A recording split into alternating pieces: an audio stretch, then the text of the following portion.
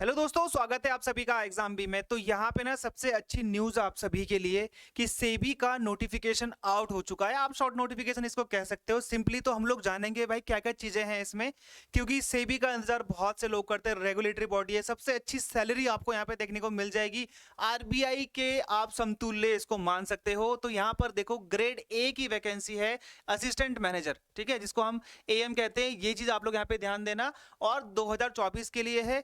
कौन कौन सा है भाई? यहाँ पे आपका जर्नल स्ट्रीम भी है, ओके, लीगल स्ट्रीम भी है, आईटी है आपका, यहाँ पे इलेक्ट्रिकल स्ट्रीम है, रिसर्च स्ट्रीम है, ऑफिशियल लैंग्वेज वाला भी है, देखो राजभाषा वाला भी है, ठीक है। तो यहाँ पे आप लोग ध्यान देना कि सेबी की वेबसाइट में अब आपका जो एप्लीकेशन लिंक है वो अप्रैल 13 से होगा। ये चीज का आप ध्यान देना, अप्रैल 13 से होगा।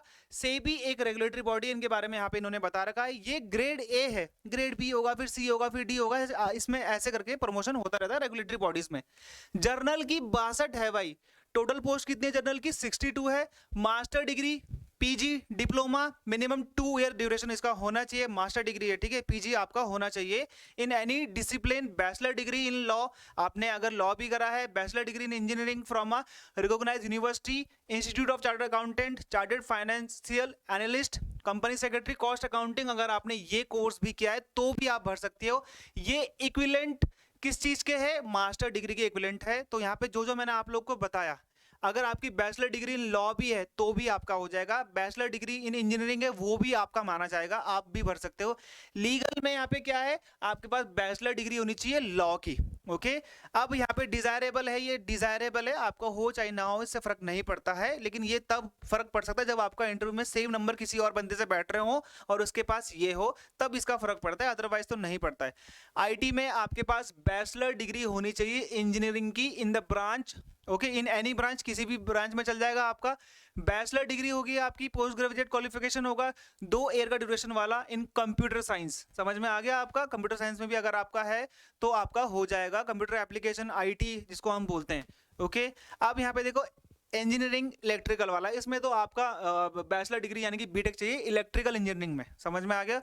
रिसर्च में आपका master degree, PG degree same वही है, जिसमें आपका economics, commerce, business administration, econometrics, quantitative economics, financial economics, mathematical economics, business economics, agriculture economics, industrial economics, business analytics, और ये सब आपको यहाँ पे दे रखा है। मास्टर डिग्री भी है अगर आपका, तो भी आपका उसमें रिसर्च में हो जाएगा।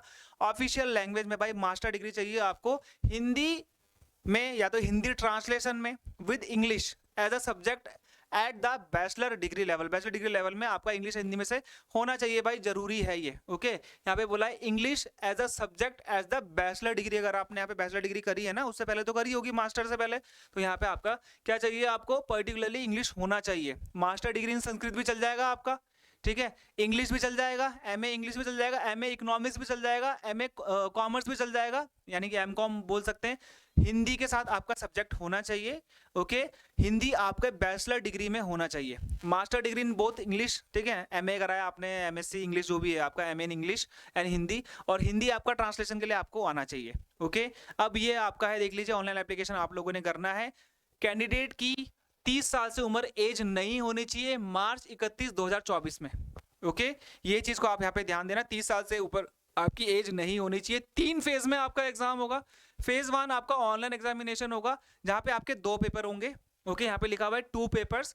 Candidate shortlisted in phase 1 will appear for phase 2। Phase 1 में करने का था, आपका फेज 2 में आएगा।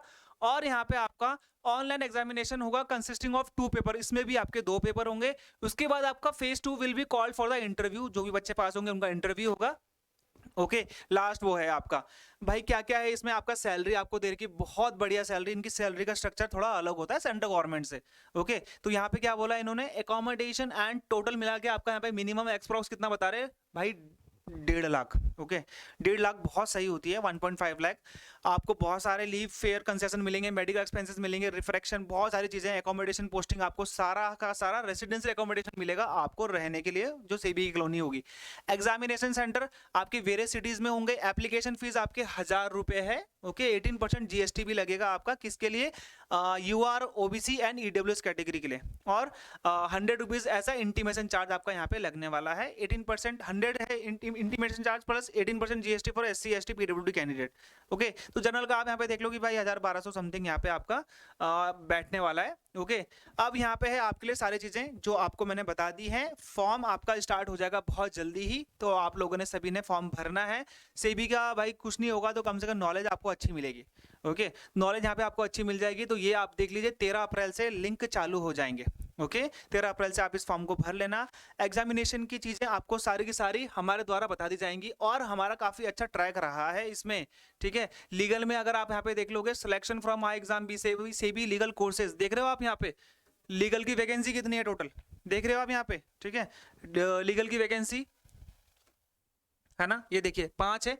ओके, तो इतनी ही आती है, पिछले बार ज्यादा थी। तो यहाँ पे आप देख लीजिए सिलेक्शन कैंडिडेट है लीगल का ग्रेड ए के लिए 2023-24 वाला जो पिछला हुआ है, अब आपका दोबारा से आ चुका है। तो आप नीचे जाइए, लिंक आपको वहां पे मिल जाएगा कोर्स का, आप कोर्स बाय कर सकते हैं।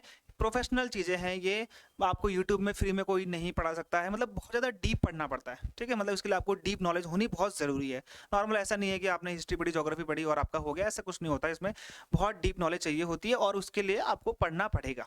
ओके, तो लिंक नीचे है, आप जाके देख सकते हैं और बाकी चीज़ों के लिए आप हेल्पलाइन नंबर भी नीचे है, आप वहाँ पे कॉन्टैक्ट कर सकते हैं। तो मिलते हैं हमारे अगले वीडियो में, जब तक के लिए जय हिंद।